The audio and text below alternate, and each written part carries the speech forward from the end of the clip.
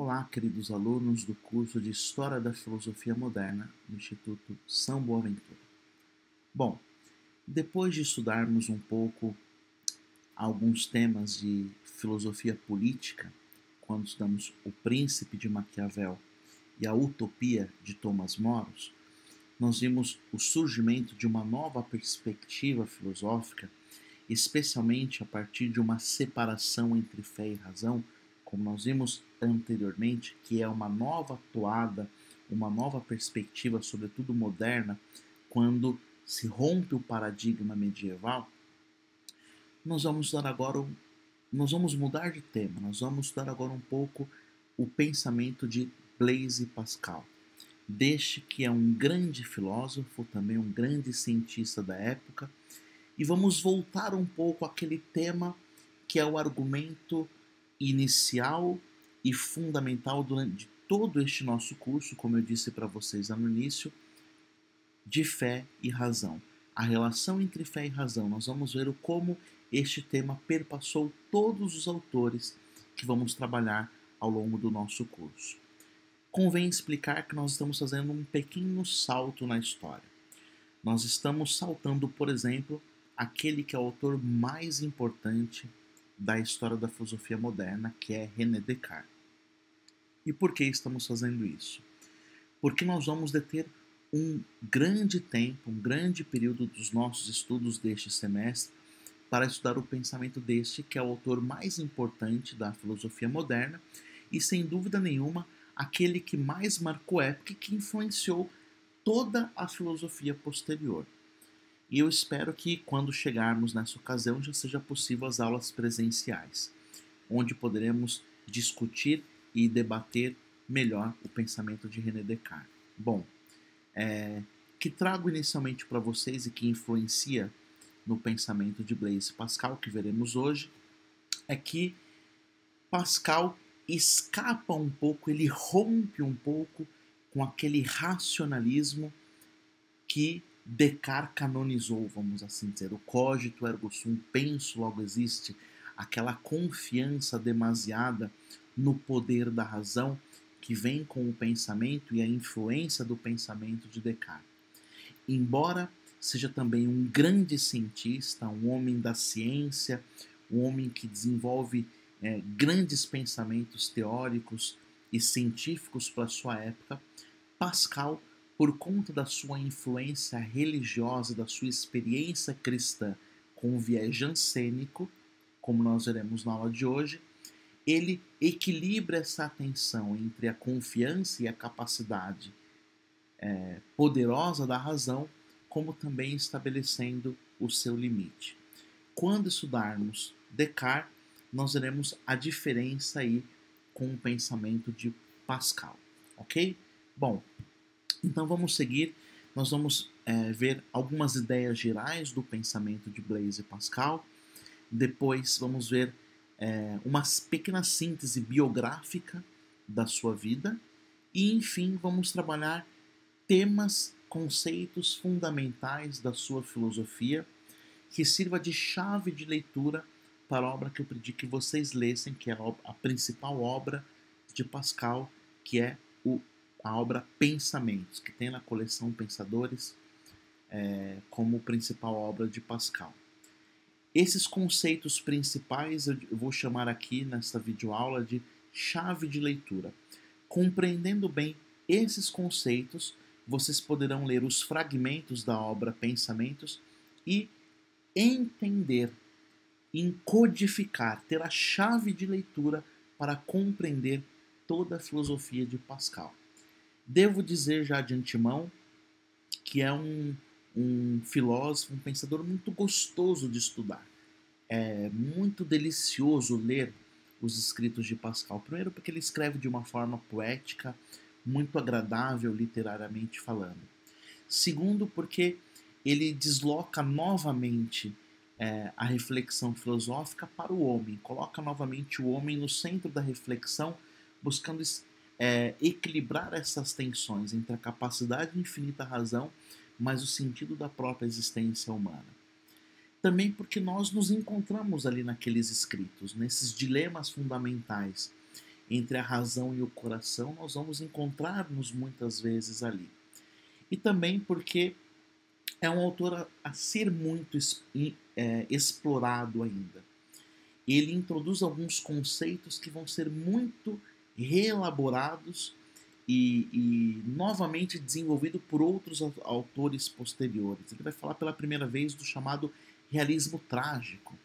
E esse conceito aparece na filosofia posterior, depois com Schopenhauer, mais recentemente com Viktor Frankl e outros filósofos e psicólogos que tratam deste tema também, especialmente no último século. Uma corrente que surgiu também no último século, que é o existencialismo, que reflete sobre o sentido da existência humana, nós podemos dizer que Pascal, é claro, seria anacrônico dizer que ele é um filósofo existencialista, mas nós poderíamos classificá-lo sim, sem dúvida nenhuma, sem risco de errar, como um filósofo da existência, porque ele pensa o sentido da existência humana, sem dúvida alguma. Bom, dito tudo isso, vamos a algumas ideias gerais do pensamento deste, que é, sem dúvida, um grande autor. Coloco aí na tela para vocês uma pequena foto de Blaise Pascal. Bom, quero dizer desde já que ele nasceu no ano de 1623 e morreu em 1662. Nós vemos que teve uma existência, portanto, muito breve. Blaise Pascal morreu aos 39 anos, né? Antes dos 40 anos, e nem por isso deixou de ter uma relevância muito importante para a história. Deixou certamente o seu nome marcado na história da ciência. Por exemplo, ele inventa a calculadora. Né? Quem é que nunca usou uma calculadora? Olha a importância que tem esse instrumento na nossa vida, como também na história do pensamento filosófico. Bom, algumas ideias gerais. Ele representa a primeira grande reação a posturas de um racionalismo triunfante que vem lá de Descartes, não pela defesa de um tradicionalismo intransigente, não é que ele tenta retomar aquelas ideias escolásticas e medievais, mas, sobretudo, porque ele denuncia o limite da razão humana. E como que ele faz isso?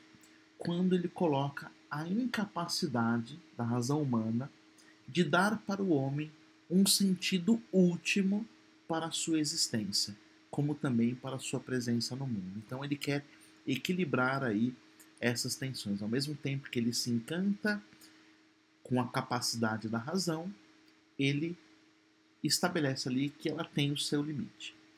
Em vez de rejeitar ou criticar o progresso ao nível do conhecimento trazido pelas descobertas científicas, o nosso filósofo, ao contrário, não só foi um dos que na sua época mais contribuíram para este progresso, como também ele defendia a autonomia da pesquisa no que se refere às questões naturais. Assim como os seus predecessores, ele entende que a razão humana deve servir para pensar as questões deste mundo. A razão humana pensa, portanto, no progresso científico, não a fé. A razão humana não pode ser paradigma para pensar, por exemplo, e delimitar a religião. Por quê? A religião transcende, supera a razão. O que ele nega, na verdade, é a pretensão do racionalismo de estender suas posturas aos domínios da ética e da religião. E esse projeto, como nós bem sabemos, tem o seu auge ali na Revolução Francesa. E surgem propriamente religiões que colocam a própria razão como uma nova espécie de revelação. Né? É uma religião muitas vezes baseada nos ditames da razão. O que vai dizer Pascal? Que através de ou melhor, a sua filosofia, através de uma arguta análise da situação do homem neste mundo, que vai justamente estabelecer quais os limites dessa razão. Para ele, estabelecer os limites é a mais importante exigência da razão. e para isso a ciência não encontra caminho seguro. Portanto, quem é que deve estabelecer um limite para a razão humana? Vai dizer ele, a religião. E qual religião? A religião cristã. A apresentação dessa situação, portanto, é a religião cristã que pode apresentar para o homem o limite da sua razão. Nós vemos aí, né, uma grande influência protestante. Né? Haja vista pensar que nesse momento da história surgem várias e novas concepções a respeito do cristianismo. Não apenas como no período medieval, onde poderia se falar de cristandade. Bom, ele é verdadeiramente um filósofo, e é verdadeiramente um filósofo cristão, pois procura demonstrar, antes de tudo, a perfeita racionalidade da postura religiosa, isto é, como a religião cristã corresponde às mais profundas exigências da razão, no sentido de ser uma resposta à pergunta pelo sentido último da nossa existência e da nossa própria situação neste mundo. Por isso, Pascal define a própria situação do homem neste mundo como trágica, como nós vamos ver mais adiante. Bom, podemos dizer aí alguns aspectos biográficos da vida de Pascal. Ele nasceu em Clermont, na França, em 1623, como já disse antes, e o que nós sabemos dele é o que chegou pela biografia da sua irmã Gilberte Perrier. E desde cedo ele sempre se mostrou muito estudioso, muito brilhante, nunca precisou frequentar a escola no sentido clássico, ele foi educado pelo seu pai, Etienne Pascal, que, tendo visto logo o brilhantismo de seu filho, procurou dedicar-se cada vez mais na educação deles. Bom, Pascal descobriu sozinho a geometria e aos 12 anos ele já tinha um perfeito domínio, por exemplo, de toda a obra de Euclides. Toda a geometria euclidiana ele já tinha domínio já aos 12 anos. E, apesar da sua pouca idade, ele frequentava um círculo de intelectualidade francesa muito elevado na época, naquilo que seria futuramente a Academia Francesa de Ciências. Então, ele já tinha uma inteligência brilhante e o meio intelectual que ele frequentava desde pequeno fez com que ele desenvolvesse ainda mais a sua linguagem e a sua intelectualidade. Aos 16 anos, ele escreveu um tratado sobre os cones. Tratado sobre os cones, que foi considerado na época a melhor obra, já o melhor tratado da época sobre a geometria desde Arquimedes.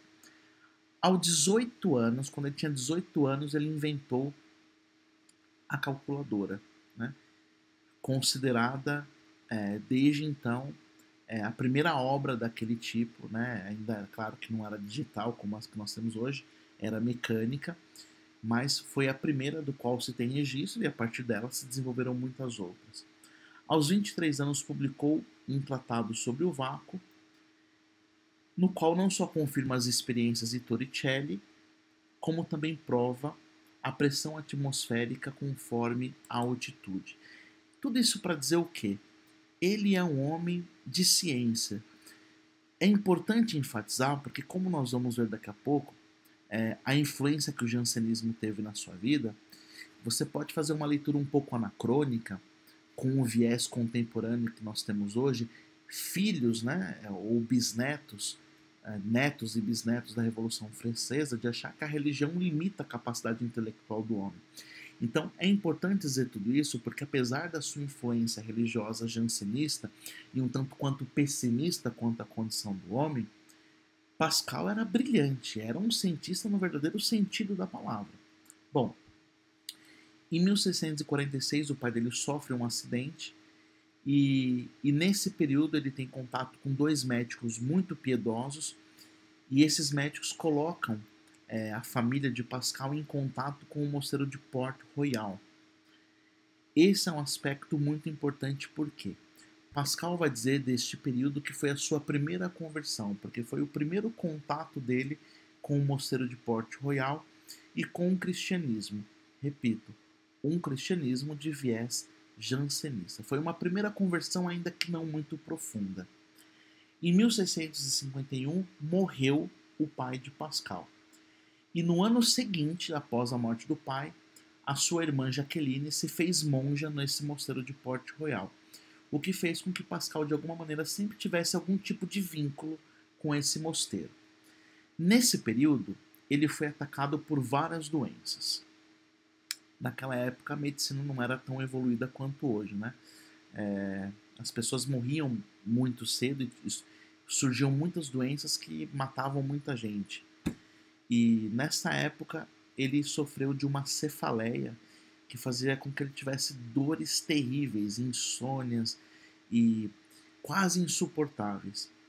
E nessa época, justamente por conta das dores de cabeça que ele sentia, ele foi aconselhado por médicos a abandonar qualquer tipo de atividade intelectual, já que ele era um gênio, grande estudioso. Para diminuir as suas dores de cabeça, esses médicos aconselharam que ele diminuísse a sua atividade intelectual. E nesse período em que ele deixou de dedicar-se à ciência, ele passou por um período muito mundano. Ele passa a frequentar as altas rodas da sociedade, experimenta todo tipo de prazer deste mundo. Como ele era muito inteligente, frequentava um meio intelectual muito alto, era um meio também muito fútil, ele desfruta desses prazeres. E é importante dizer isso não é uma mera curiosidade ou fofoca histórica, porque depois, quando ele desenvolve a sua filosofia, ele, quando fala do divertissement, da fuga do homem, buscando os divertimentos deste mundo para buscar, ou melhor, para fugir deste encontro consigo mesmo, daquele déchirement, o dilaceramento que faz com que o homem encontre com o seu ennui, que é um outro conceito que ele trabalha, aquele encontro com o seu vazio existencial, ele está falando nada mais do que da sua própria experiência. Bom, em 1654, ele é atingido por uma experiência mística profunda, que ele vai chamar da sua segunda conversão. A primeira foi quando o pai ficou doente. E aí ele decide abandonar esse ambiente mundano, né? Ele abandona o divertissement, o divertimento deste mundo. Esse conceito de divertissement tem muito a ver com aquela loucura que Erasmo de Rotterdam, que nós já estudamos, fala um pouquinho. E nesse período ele passa algumas semanas na companhia de solitários de Port-Royal, que é um grupo de leigos que, à sombra do mosteiro, dedicava-se ao aprofundamento da religião e à propagação e defesa dos ideais jansenistas. Nós vamos entender já já o que é o jansenismo. E é dessa época os seus escritos chamados Discurso sobre as Paixões do Amor, que vai se tornar depois, na sua obra Pensamentos, que é a sua obra mais importante de filosofia. Bom, dito tudo isso, nós podemos falar agora eu vou apresentar para vocês agora alguns temas que gostaria que fosse para vocês verdadeiras chaves de leitura. Imagine vocês que estou dando chaves que vai permitir para vocês compreender o texto que vocês estão lendo, que é o Pensamento de Pascal. Com esses conceitos, vocês serão capazes de codificar e entender toda a filosofia de Pascal. Cada um daqueles fragmentos que vocês estarão lendo. Porque, como estudantes de filosofia, vocês não devem fazer uma leitura simplesmente amadora desses escritos. Vocês devem identificar neles a visão de mundo do próprio autor e, sobretudo, saber extrair delas seja uma visão de mundo da época, como também o que elas contribuem para a reflexão do nosso mundo hoje. E para isso é necessário uma aula como essa, por exemplo, que nos dê códigos, que eu chamo sempre de chaves de leitura, que me permita compreender o pensamento desse autor. Aqui no caso, Blaise Pascal. Ok? Vamos em frente, então. A primeira chave de leitura que nós vamos seguir é o jansenismo.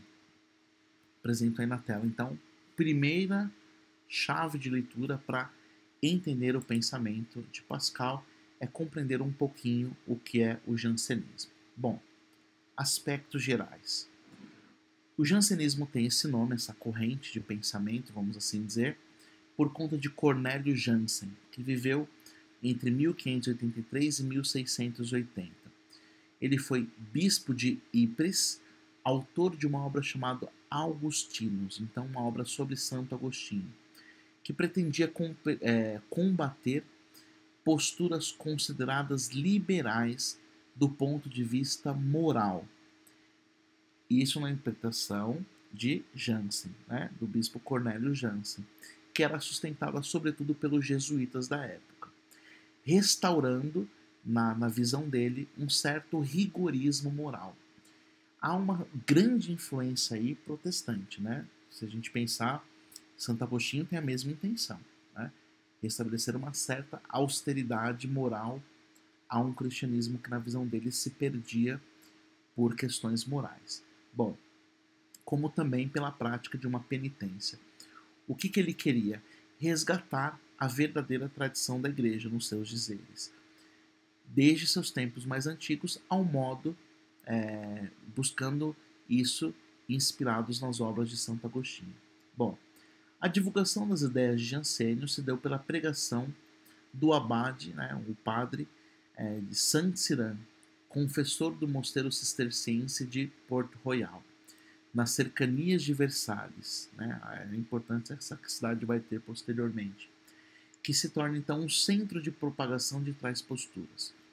Os jesuítas, por sua vez, atacaram desde o início essas ideias por considerá-las heréticas.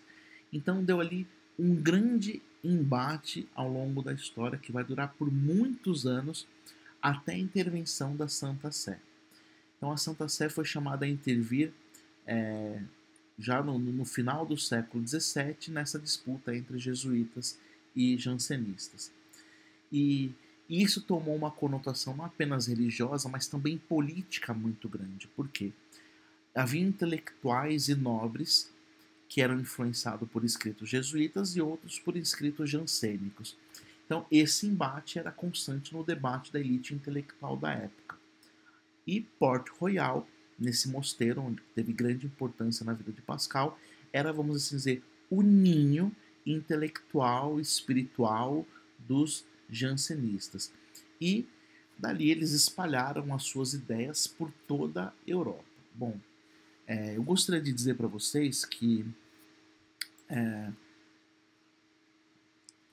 o jansenismo foi muito importante porque as ideias do jansenismo, essa visão pessimista do homem, da natureza humana, dessa necessidade de penitência para dominar as paixões do homem, essa concepção pessimista a respeito da predestinação do homem, da graça, influenciou muito na visão do cristianismo e é a visão que muitos autores vão ter sobre o cristianismo, principalmente autores franceses. A visão que muitos autores pós-Revolução Francesa têm da fé cristã é uma visão com muitos princípios disseminados pelo jansenismo, que, embora condenado pela Santa Sé, os seus valores permaneceram até hoje. Muita gente pensa ser isso o cristianismo até hoje. Nietzsche, por exemplo, na crítica que faz do cristianismo, essa espécie de dualismo, de tensão entre o espírito e o corpo, né? Entre a matéria e as ideias, essa visão dicotômica entre corpo e alma, é muito propagada pelo jansenismo, que na verdade não originalmente dele, mas de um platonismo não compreendido. Haja vista pensar que Santo Tomás, por exemplo, já bebendo de uma interpretação aristotélica, supera e entende isso com muita facilidade, entendendo que existe sim duas realidades, corpo e alma, mas que não apenas elas não são antagônicas, como são absolutamente harmônicas e complementares. Né? É importante dizer isso porque autores como Marx, que vê a religião como ópio do povo, Nietzsche e outros autores como Freud e tantos outros que virão depois, têm uma visão pessimista do cristianismo, muito porque essa influência que não surge com o jansenismo, mas sobretudo se propaga a partir daí, se dá neste período, ok? Vamos tentar então compreender um pouco o que é o jansenismo. Bom,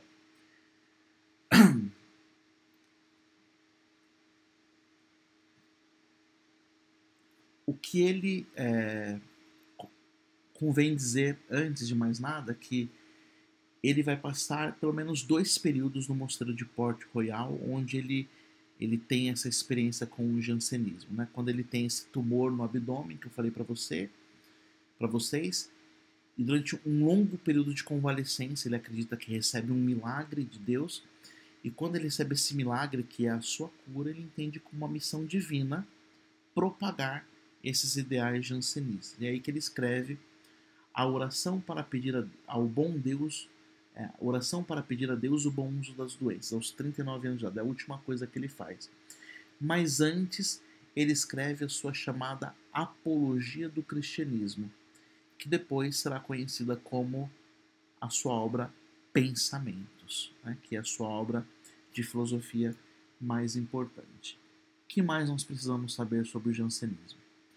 O que Pascal ataca dos jesuítas é a doutrina da graça, especialmente a doutrina da graça. Por quê? Para os jesuítas, todo cristão já possui graça suficiente para se salvar, bastando colaborar através das obras e a prática sacramental.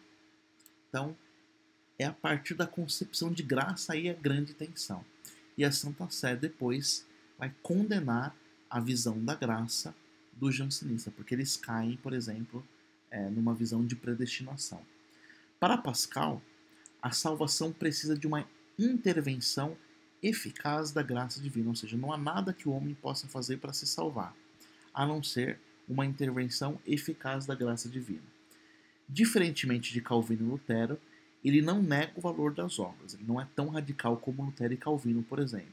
Mas, ao contrário dos jesuítas, ele afirma que as obras são, antes de tudo, obras da graça de Deus, em nós, e não só obras do nosso livre-arbítrio, que nos valeriam algum mérito pessoal. Então, a obra humana não acrescenta ao homem algum mérito pessoal, porque é tudo graça de Deus, né? Mas uma visão muito absoluta, falta, de alguma maneira, essa concepção de analogia. Porque ele já é filho da modernidade, né? Ele já abandonou aquela concepção análoga do ser muito própria da modernidade. A decisão de Pascal de escrever uma grande apologia do verdadeiro cristianismo se fez após ele ter sido testemunha de uma cura miraculosa de uma adolescente que era interna lá do mosteiro de Port Royal, o famoso milagre do espinho. Vale a pena vocês pesquisarem depois na internet o que é esse milagre do espinho. As provinciais, ou as cartas provinciais, contribuíram para combater o legalismo ético e dogmático que dominava o ambiente religioso e eclesiástico de então, e fundamentar o princípio da autonomia da consciência moral, que é um dos grandes avanços da filosofia moderna. Vamos ver ainda mais um aspecto, mais uma chave de leitura que nos permite compreender um pouquinho do pensamento de Blaise Pascal. Tá? Repito, nós vamos receber aqui 5 ou 6 chaves de leitura para compreendermos bem a obra de pensamentos de Blaise Pascal. A primeira é o jansenismo. A próxima chave de leitura, o próximo código para compreender, o próximo conceito para compreendermos a sua filosofia, eu marquei para vocês como a sua visão, a sua demarcação entre saber científico e fé religiosa.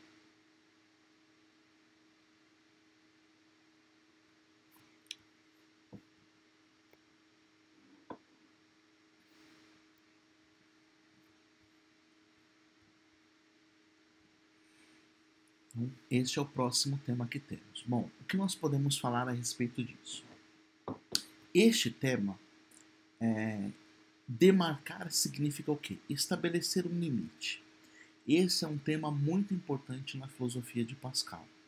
o tempo todo ele quer dizer qual é o limite da razão, né? Quando ele quer demarcar o que é saber científico, ele está dizendo o seguinte: até onde a razão pode ir. E o que é a fé religiosa? Esse é um tema central que vai aparecer o tempo todo aí na obra Pensamentos. E eu quero que vocês, quando leem os fragmentos, possam identificar em cada um deles, por exemplo, cada uma dessas chaves de leitura que estou passando para vocês, tá bem? Ao final dessa aula de hoje, eu quero dar algumas dicas fundamentais para a sua leitura da obra Pensamentos de Pascal. Provavelmente eu vou dividir essa aula em duas para o vídeo não ficar assim tão longo para você ler, ok? Vamos em frente. Então, o tema é esse: a demarcação entre saber científico e fé religiosa. Bom, no prefácio do seu livro, do seu Tratado sobre o Vácuo, que é uma brilhante delimitação dos campos da ciência e da teologia, por um lado, Pascal destaca a inutilidade dos campos da ciência e da teologia, ou seja, ele destaca a inutilidade do princípio de autoridade da pesquisa científica, ou seja, seguir cegamente a opinião dos antigos neste campo é impedir o progresso do conhecimento. Se eu considerar, por exemplo, que a razão humana é sempre limitada, que ela deve ser guiada somente pela fé, bom, o alcance dessa ciência vai ser limitado. Então ele também defende a separação entre fé e razão. A razão foi feita para o progresso científico. Vai nessa direção. No entanto, a situação é completamente diferente quando se trata da religião. Diferentemente de Santo Agostinho, por exemplo, para quem a razão está a serviço da fé, lembre-se, inclusive o nome que dá título ao canal que eu criei para essas aulas, crer para entender e entender para crer, diferentemente em Pascal, quando se trata da religião, a única autoridade incontestável é a Sagrada Escritura. Esquece a razão. E aqui nós vemos uma influência de quem que nós já estudamos? Lutero. Lutero, sem dúvida nenhuma. E nós vemos o quanto isso influenciou nos jansenistas. E é essa acusação que fazem, por exemplo, os jesuítas. O que ele vai dizer? Que a Escritura contém princípios que estão acima da razão. A Escritura contém revelações divinas que a razão não pode alcançar. E que por isso a razão não pode ser ditame para uma interpretação ou uma compreensão absoluta da Sagrada Escritura. Bom, é verdade que a revelação contém coisas que superam a razão? Sim. Mas significa que são contrárias à razão? Não, de modo nenhum. E essa visão da religião é o que faz com que hoje, por exemplo, muitas vezes as pessoas pensam que a religião seja um fator limitante da razão humana. E eu quero enfatizar isso para vocês porque isso mostra o como isso nasceu lá no jansenismo, nasceu com uma visão equivocada e protestante da fé cristã, mas que já existia ao interno do catolicismo. Vamos pensar que Lutero não desceu do céu, né, e nem da terra. Ele era um monge católico agostiniano. E o Jansen também, ele vem dessa corrente que nasce dali do seio da Igreja Católica. Essa visão muito pessimista do homem humano, da razão humana, deturpa um pouco essa harmonia entre fé e razão. Bom, a razão humana, para ele, para o jansenismo e, consequentemente, para Pascal, é fraca para se compreender, para chegar aos princípios e compreender assim a Escritura somente pelo seu esforço. Tem que ter uma iluminação, uma infusão da graça de Deus aí. Em teologia, portanto, o princípio da autoridade da tradição tem prioridade sobre os raciocínios e sentidos. Porém, esse princípio de autoridade de tradição se torna uma coisa meio mágica, né?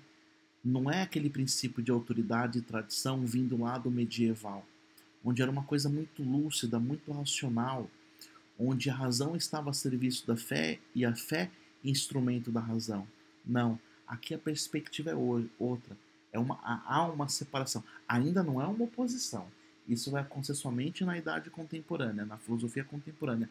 Mas aquela fé e razão que era harmônica começa a se divorciar. Mas ainda não é um divórcio litigioso, né? Ainda não é uma oposição. Muito bem. Os antigos autores são nesta área, né, ponto de partida e não de chegada, vai dizer Pascal.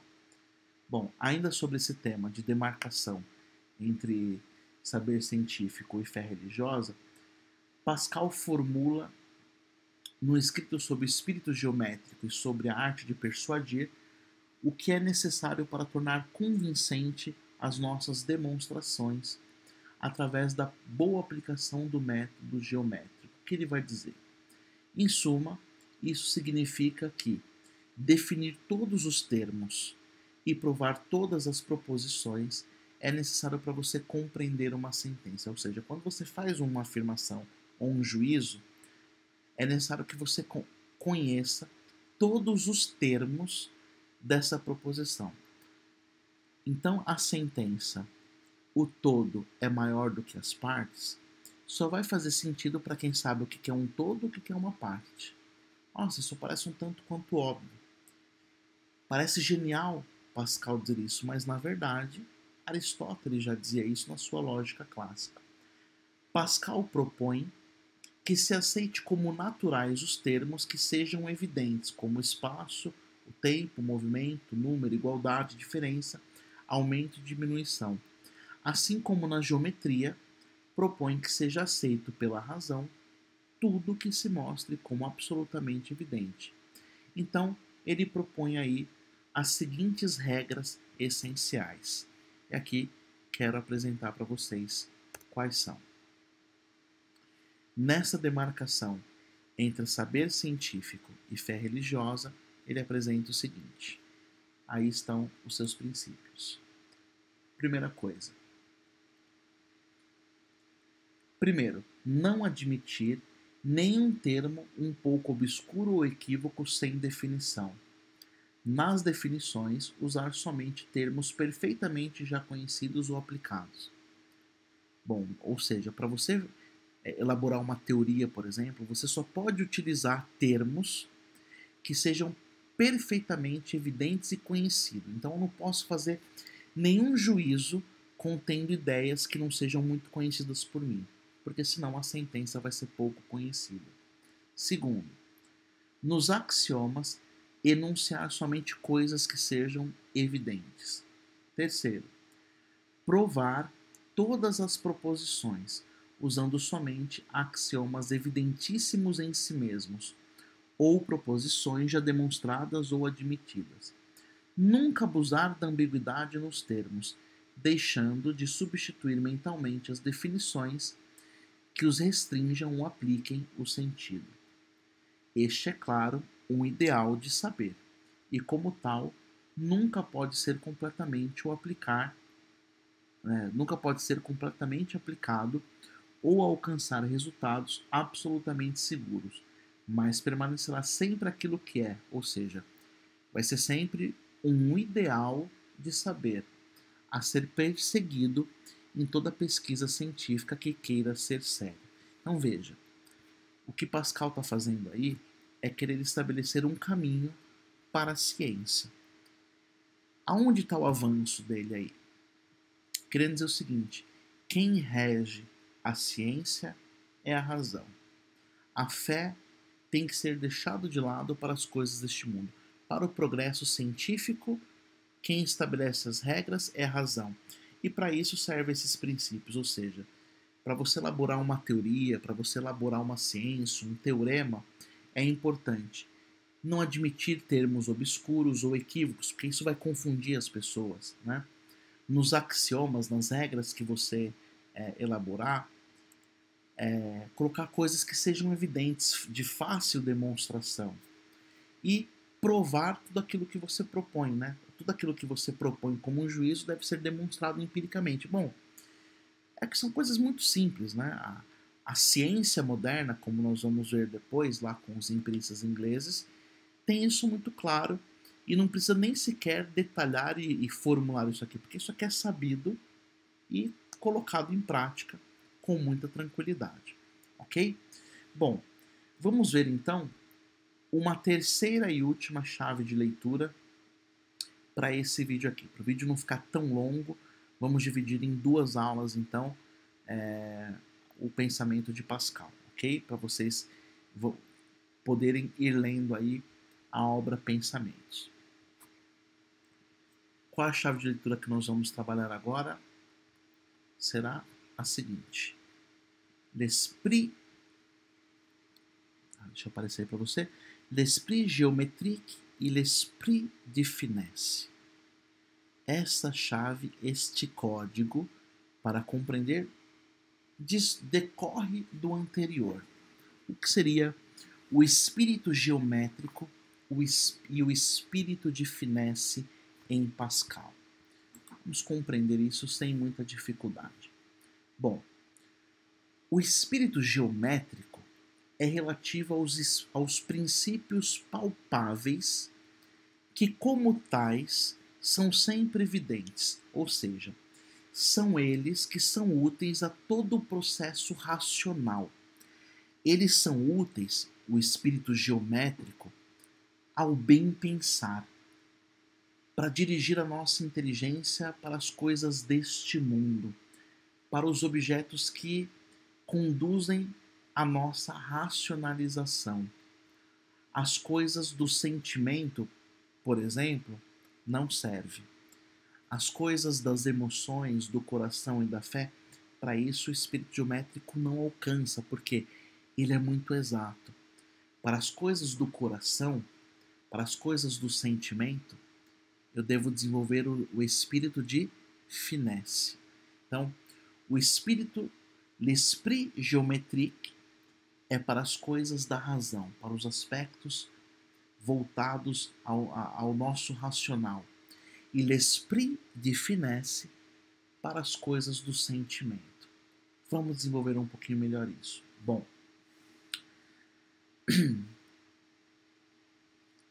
as coisas do sentimento, cujo conhecimento não pode ser ensinado, mas somente experimentado, é necessário algo mais refinado para compreender e interpretar. Como o sentimento ele não é somente conhecido, mas ele é sentido, ele é experimentado, então, depois do espírito geométrico, eu tenho que desenvolver o espírito de finesse. Para quê? Eu aprendo a discernir aquilo que sinto no pensamento de Pascal. Bom, é exatamente esse grupo de realidades que torna a vida interessante, vai dizer ele. E deveria ser por este olhar que os nossos julgamentos deveriam se fazer, purificando este olhar das paixões e preconceitos que tantas vezes nos induzem ao erro. Então, no que consistiria a sabedoria para Pascal? Em cultivar não apenas o espírito geométrico. Esse é o científico. Esse é o homem de razão. Mas o sábio, além do espírito geométrico, ele vai desenvolver o espírito de fineza, que permite a visão das coisas na sua simplicidade. Que simplicidade? A sua simplicidade elementar, enxergar as coisas como elas realmente são, na sua importância vital.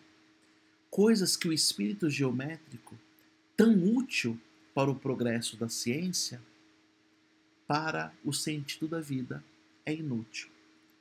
Daí que a frase mais conhecida de Pascal aparece, né? Nós já ouvimos muitas vezes essa frase, talvez nem sequer sabíamos que era de Pascal. O coração tem razões que a razão não conhece. Ou seja, tem coisas que o coração sente que a razão não pode compreender. porque está numa outra dinâmica.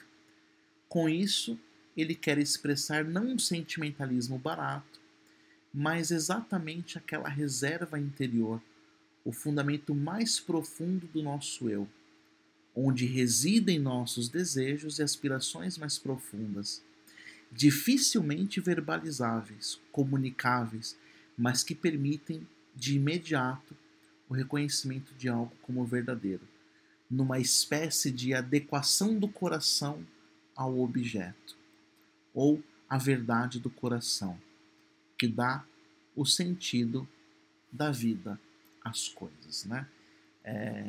Sem dúvida alguma, Pascal é um poeta, né? São Tomás de Aquino vai falar de experiência connatural, né? De connaturalidade com o bem. Aquele que conhece o bem e pratica a virtude, ele tem uma certa tendência natural a conhecer as coisas como elas são. É mais ou menos isso que Pascal está intuindo aí. Mas fica muito claro que ele não é um exímio conhecedor ou estudioso do pensamento de Santo Tomás de Aquino. Se conhecesse, talvez teria ido por outros caminhos. Muito bem. O que mais nós podemos falar? Bom, outras chaves de leitura nós vamos estudar também, mas para que o vídeo não fique tão longo, hoje nós vamos parar aqui então nessas duas, tá? O que eu gostaria que você fizesse por enquanto é o seguinte: você já começou a ler a obra Pensamentos de Pascal. Então, você já sabe que essa obra é feita através de axiomas, né, de fragmentos, onde elabora ali os seus pensamentos. Você já entendeu, por exemplo, como ele escreveu essa obra, qual era o seu momento existencial e antropológico. Você já sabe muitos aspectos da vida de Pascal, desse grande gênio da história, que aparecem ali. Então você não vai fazer uma leitura ingênua desta obra, pensar que ele é um lunático ou um sentimental. Não. É um homem de ciência, é um grande matemático, é um homem que contribuiu demais para a ciência do seu tempo.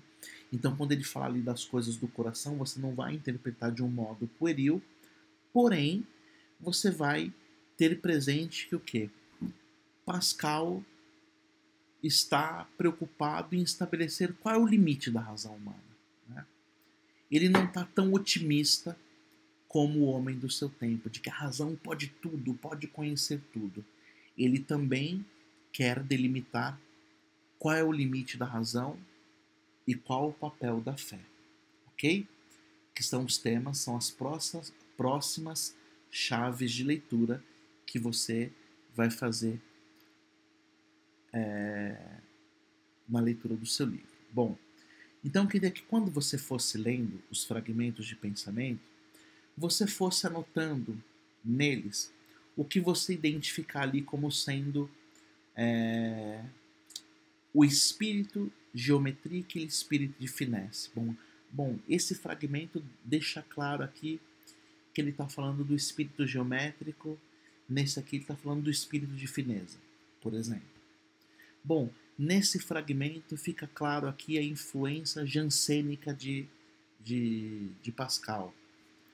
Neste outro fragmento fica explícito aqui a demarcação entre saber científico e fé religiosa. Por enquanto, eu queria que isso ficasse claro na sua leitura, tá bem?